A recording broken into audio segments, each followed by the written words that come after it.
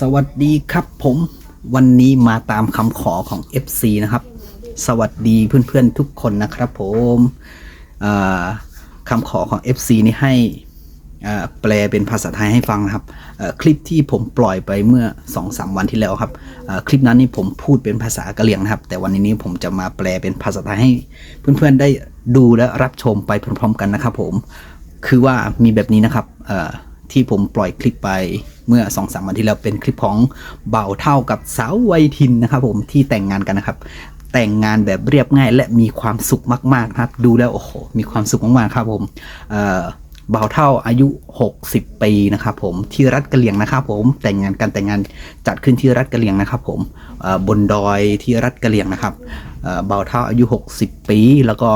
สาวอายุ16 ปีนะครับแล้วก็ลงเอยเกิดขึ้น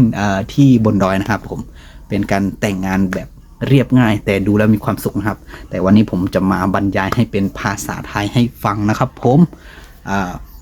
ไปดูกันพร้อมกันนะครับผมเราทอดที่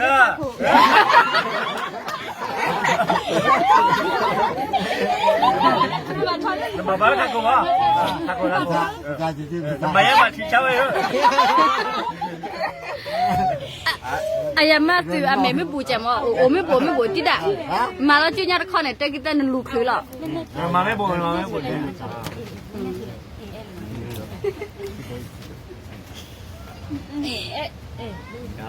那他可安那边我。one two three เด้มาไม่ใช่ยังนะมาบุย呀。买了那这俩可咋给见嘛？对你多呢，买那对你多。one two three มาไม่คิดนะคิดยังบาดเจ็บบุ๋มอ่ะ这个把这不嘛，这个把这不来看了没路呢。把我没不耶？มาไม่คิดป่ะยังบาดเจ็บบุ๋มตีเที่ยเลยอ๋อยังไงเขาได้สักคนนี้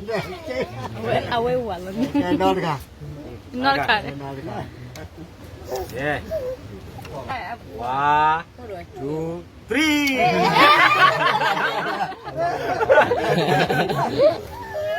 ว้ามาไม่บัว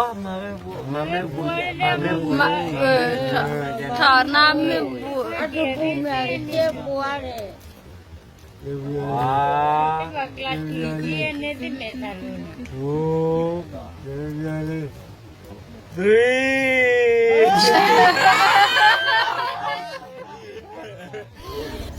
มาครับสวัสดีครับเพื่อนๆทุกคนนะครับผมเช้านี้ก็จะไปซื้อกางเกงให้กับลุงครับผมให้กับเบาเท่าครับผมเพราะว่าวันนี้จะเข้างานวิวาห์แล้วครับผมจะไปซื้อกางเกงให้กับแกนะครับเพราะว่าแกยังไม่มีกางเกงใส่ไปงานครับงานแต่งเช้านี้นะครับก็งานก็จะเริ่มประมาณ 9 โมงเช้านะครับแต่ช่วงเช้านี้เราก็จะไปซื้อกางเกงให้แกก่อนครับผมแกยังไม่มีกางเกงใส่ครับจะใส่สลงไปแบบนี้ดูมันจะไม่ค่อยเท่เท่าไหร่ครับแต่ต้องใส่กางเกงแบบกางเกงยีนหรือว่ากางเกงที่เป็นกางเกงขายาวนะครับผมนี่หลานชายก็พาลุงไปซื้อที่ร้านที่หนึ่งเพราะว่าแกใส่ไม่ได้ไซส์เข้าเอวไม่ได้ครับแกก็เลยแบบหาซื้ออีกร้านหนึ่งนะครับผมตอนนี้ก็เดินซื้อกางเกงอยู่นะครับผมก็อยากจะให้เพื่อนดูไปเรื่อยๆครับผมแกนี่อารมณ์ดีอารมณ์ขันครับผมนี่ก็เข้าไปซื้อกางเกงร้านที่2แล้วนะครับผมเข้าไปในร้านที่2แล้วครับผมอันนี้แกวันนี้นี่ความสุขแกเต็มล้นเปลี่ยนนะครับผมวันนี้นี่แกจะเข้าวิวาห์ครั้งแรกของชีวิตครับผมการแต่งงานครั้งเดียวของชีวิตครับ1 คนมีแค่1 ครั้งที่แบบมีความสุขมากๆนะครับผมแกเป็นเบาเท่านะครับผมแกอายุ60 ปีแล้วนะครับผมแกโชคดีมากเลยได้แฟนหรือว่าได้เมียได้ภรรยาอายุน้อยครับผม16 ปีเองนะครับอันนี้นี่ที่บ้านเลอวาครับรัฐกะเหรี่ยงนะครับที่รัฐกะเหรี่ยงนะครับผมแกดูอารมณ์ดีมากเลยแกน่าจะมีความสุขมากๆเลย ดูครับนี่ใส่กางเกงแล้วดูหล่อโอ้โหหลานชายนี่โอ้อวดครับผมบอกว่าชมลุงไม่หยุดเลยครับหลานชายนี่โอ้โหดูครับใส่กางเกงขาเดฟแล้วโอ้โหดูแบบเป็นหนุ่มขึ้นเยอะเลยหล่อมากๆอันนี้ก็เตรียมตัวก็มานะครับตัดสมผมด้วยก่อนจะไปบ้านเจ้าสาวก็ต้องแบบให้ดูหล่อไว้ก่อนตัดทรงผมแล้วก็มีเพื่อนๆมาหยอกล้อกันนิดๆหน่อยๆว่าได้เมียเด็กต้องขยันหน่อยนะเนี่ยมีเพื่อนมาล้อเนี่ยถามเพื่อนว่าโอ้เพื่อนรุ่นเดียวกันนี่ยังไหวหรือเปล่าไหวอยู่นะถามกันมีการมาหยอกล้อกันสนุกเฮฮาครับก่อนจะไปบ้านเจ้าสาวนะครับผมอันนี้ก็มารวมตัวกันที่จะไปบ้านเจ้าสาวครับอีกหมู่บ้านนึงครับหมู่บ้านเลอวาครับผมอีกหมู่บ้านนึงก็ตอนนี้ก็เตรียมตัวกันหลายคนหลายฝ่ายมารวมกันนะครับอันนี้ขึ้นมอเตอร์ไซค์ก็จะไปแล้วนะครับ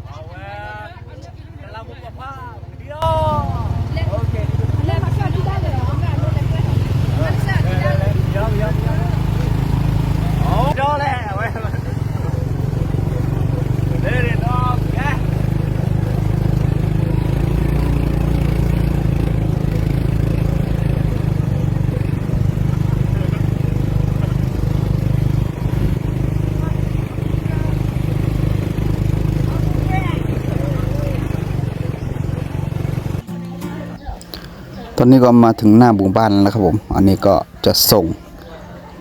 เจ้าเบาไปเข้าโบสถ์แล้วนะครับผมโอ้โหมีเพื่อนเจ้าเบาก็ดูหล่อเหลาเอาการดีนะครับผมดูสิครับมากันยังมีความสุขครับร้องเพลงสนุกเฮฮากันครับผมเดี๋ยวจะให้ฟังนะครับ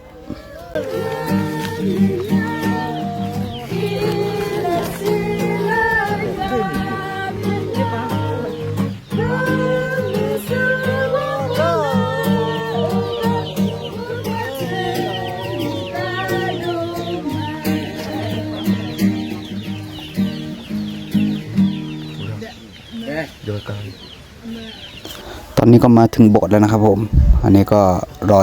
เจ้าสาวครับเจ้าสาวจะมาเข้าโบสถ์เหมือนกันครับผมเดี๋ยวก็จะมีแขกไปรับเจ้าสาวครับเดินขบวนมาแบบดูสวยสง่าเลยครับผมเดี๋ยวดูนะครับผม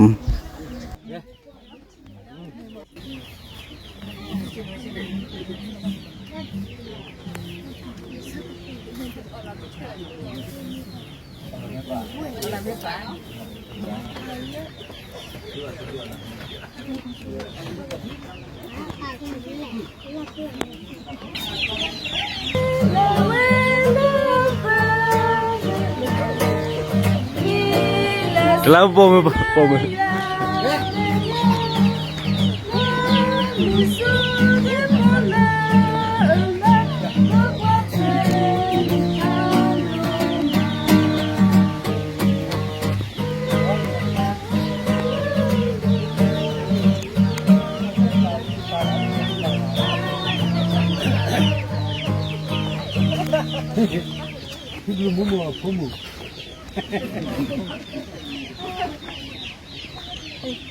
หลังจากทำพิธีเสร็จครับผมอันนี้ก็จดทะเบียนสมรสกันนะครับผมดูครับคู่บ่าวสาวสมกันสมน้ำสมเนื้อครับน่ารักหล่อสวยทั้งคู่เลยนะครับผมดูครับมีการเซ็นรับรองนู่นนี่นั่นลงทะเบียนสมรสจดทะเบียนสมรสเรียบร้อยนะครับผมสมรักสมรสนะครับผมโอ้โหดูน่ารักน่าชังครับผมโอ้โหดูเจ้าบ่าวยิ้มอย่างสวยงามครับผมนี่ครับเจ้าสาวกับเจ้าบ่าวนะครับเข้าพิธีอะไรนะพิธีในโบสถ์ครับเขาเรียกวิวาห์ในโบสถ์ครับผมโอ้โหกล่าวคำปฏิญาณเรียบร้อยโอเคนะครับเดี๋ยวจะให้ดูครับผมให้เพื่อนๆดูความสนุกสนานนะครับผม หลังจากนี้ก็แต่งเข้าพิธีวิวาห์เรียบร้อย แล้วก็อันนี้ก็มาสนุกสนานเล็กๆน้อยๆครับผมครับสวัสดีครับ ayama tu ame me bu jam o me bo ti da ma lo ju nya de kho ne te kita ne lu khlu lo มาไม่บ่มาไม่บ่น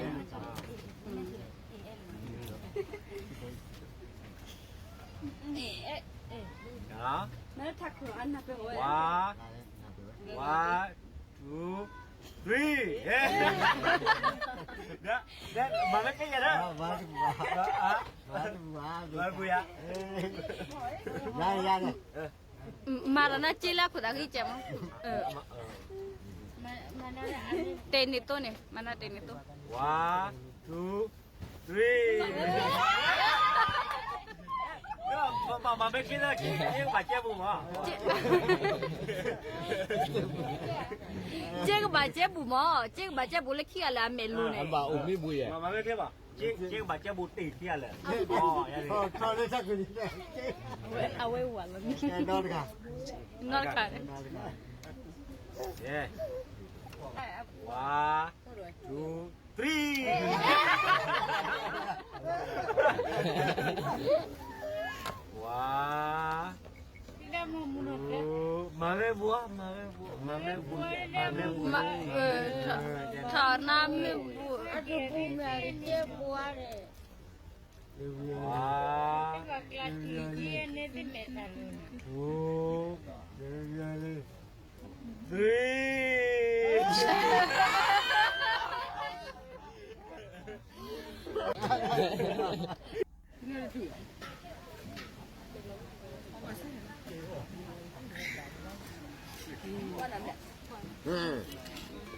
นี่อย่าแล้วว่ามันหน่อเมียสวัสดีเงี้ยเลยสวัสดีใจเลยกูตะคว้าเลย